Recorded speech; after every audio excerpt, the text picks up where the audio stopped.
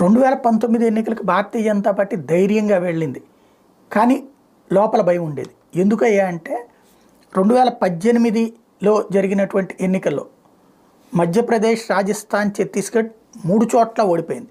కర్ణాటకలో కూడా వాస్తవానికి మెజార్టీ సీట్లు బీజేపీకి వచ్చిన 104 సీట్లు.